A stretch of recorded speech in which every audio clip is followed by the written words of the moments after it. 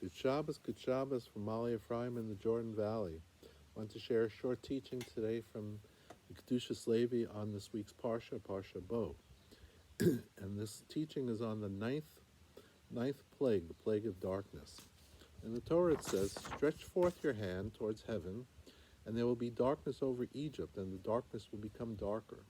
So Moshe stretched forth his hand, but for all the children of Israel there was light in their dwellings. So the Kedushas Levi says there are two questions that he wants to address in this parsha. And the first is where it says in the parsha, "And the darkness will become darker." What does that actually mean? And the second is why the Torah tells us that the Jewish people had light instead of saying that the darkness did not befall them. What does this mean? So Kedushas Levi starts by explaining it by the following midrash. Where did this darkness come from? This is from Shmos Rabbah. The midrash says, where did this darkness come from? From the darkness on high, as the verse says. He made darkness his hiding place. So the question is, why would the darkness that afflicted Egypt come from the darkness referred to in this verse? He made darkness his hiding place. A darkness that actually alludes to the hidden divine light, which, because it is too brilliant for any creation to behold, must be hidden, and therefore appears to be darkness from the vantage point of creation. And the Kedushas Levi goes on to explain that this can be explained from the Talmud statement in Barachas 58a in the Zohar, that he cast his eyes upon him and he became a pile of bones. And the Kedushas Levi explains that a tzedaki once mocked Reb Sheshish, who was blind. Reb Sheshish then cast his eyes upon him, and he became a pile of bones. What does it mean that he cast his eyes upon him? Also, we have to understand how a righteous person could inflict such a punishment. Doesn't it say, for the righteous punishment is not good? The Kedushas Levi answers that the brilliant light of God is infinite. When God desired to create his world in order that created beings could exist, that could be aware of his compassion and call him compassionate, he contracted his brilliant light to enable to be received by the recipients, each according to their capacity to receive. So this is the key point, that in order to receive Hashem's light, we have to have a vessel that can hold it. And the Kedushas Levi explains that for Jews, the way that we expand our vessel, that we can hold more light of Hashem, is through Torah and mitzvahs. The non-Jews don't have that ability, and also the Jews who are not righteous don't have that ability.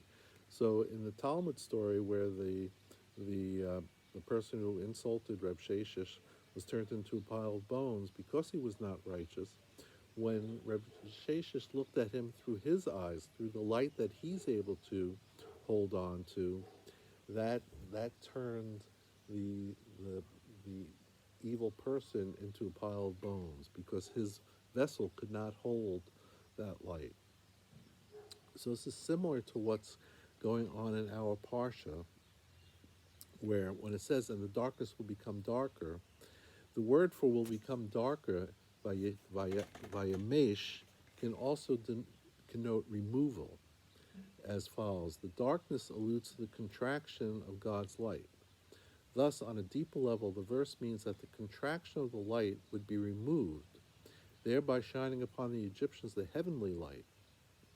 So, to clarify, rather than Hashem creating more darkness, Hashem, in essence, created more light. He removed the shield, or the covering of his infinite light, from the Egyptians, and because they did not do Torah and mitzvahs, the light actually created a huge darkness for them. But for the Jews, for the children of Israel, who do possess garments produced by the Torah and mitzvahs, there was light in their dwellings. For them, the heavenly light, the increase in the light from Hashem, was able to create more light for them. They were able to absorb it. And this is my own chidush that the Midrash also says that during the plague of darkness, so the plague of darkness lasted 6 days, that 80% of the Israelites, the children of Israel, that were in Egypt actually died during this period, plague of darkness. And these were Jews who were not willing, who were not ready and did not want to leave Egypt. So my interpretation would be that what happened during the plague of darkness, what happened to these 80% of the Israelites, was that because they did not learn Torah and do mitzvahs, that the light for them became for light like the Egyptians, and it resulted in them not being able to hold the light, and then they passed away during this period of time. So I think the takeaway from this is, and it's actually a Talmudic teaching that states, in the future the Holy One, blessed be He will remove the sun from its sheath. The righteous will be healed by it, the wicked will be doomed. And the sun is a metaphor for the brilliant heavenly light, and its sheath symbolizes the process of Tzimtzum, the contraction of that light. In the future, and may it happen soon, the heavenly light will be revealed, and its ongoing contraction or shield or cover, sheath, will be removed. Those who are righteous will be able to absorb this light and will be able to ascend higher. But for those who are not righteous, that light will be too much for them, and they will not be able to continue to exist. So the takeaway from this is, I think, similar to other Hasidic teachings, that the key point is that we have to do Torah and mitzvahs so that we increase our vessel, that our vessel can absorb more and more of Hashem's light. And that's how we have spiritual growth. It's by making sure that our vessel can hold more light, and when we do Torah and mitzvahs, that we can absorb that additional light and become closer to Hashem. Good Shabbos.